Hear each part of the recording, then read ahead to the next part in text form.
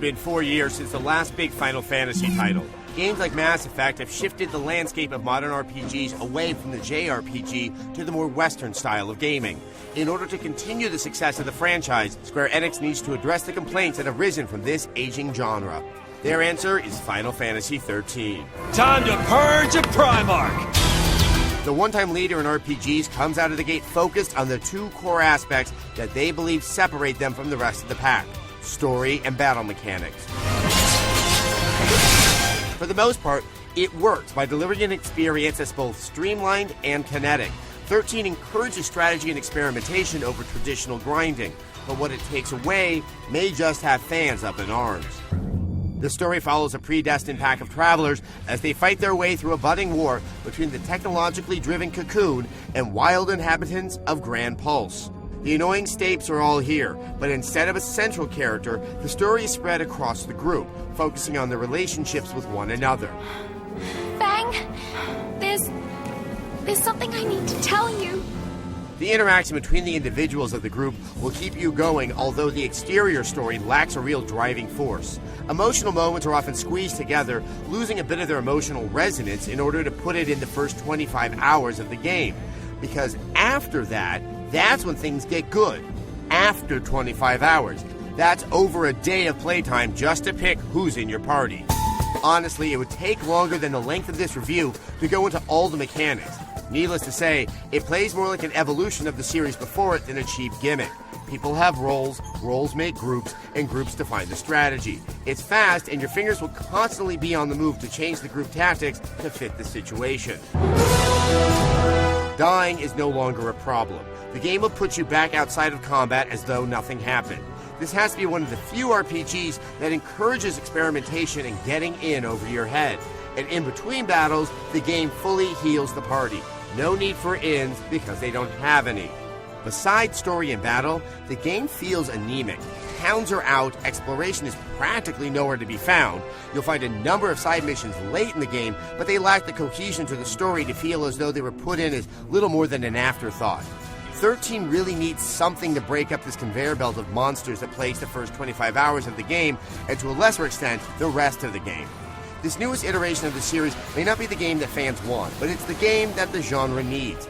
Innovative, quick, and willing to take chances even if they don't pan out. That's why we're giving Final Fantasy XIII a 4 out of 5.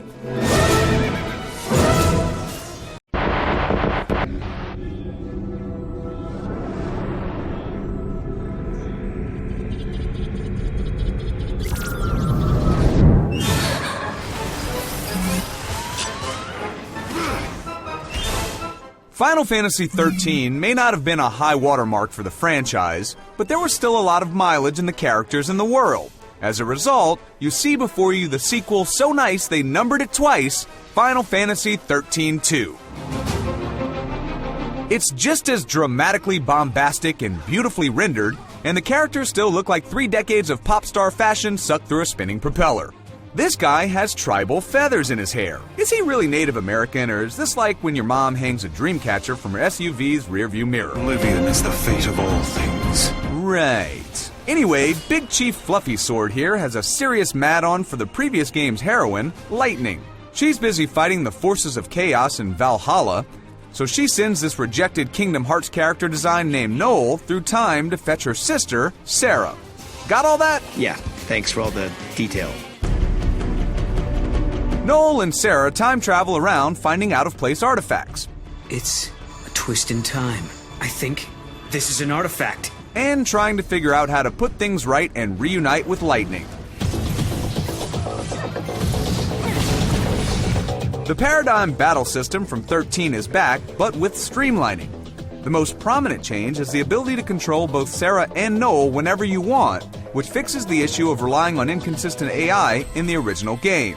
The biggest change is the addition of a Pokemon-like system that lets you tame nearly every monster in the game and have them fight alongside you. This adds a tremendous amount of variety and flexibility to the combat and encourages you to keep experimenting at all times. The quick-time events at the end of boss fights are not a positive addition, as it robs you of some of the satisfaction of a well-crafted strategy by taking direct control out of your hands. Another area where streamlining feels like a step backwards is the leveling system, which feels more restrictive than it needs to be. Still, a lot of the shortcomings of 13 have been addressed, and 13-2's story is definitely more engaging than its predecessors thanks to the inventive time travel usage. What do you mean? Time gate. In a lot of ways, Final Fantasy 13-2 feels like the game 13 should have been. A 4 The beauty's all mine, but the products can be yours, but only if you show me the money. out of 5.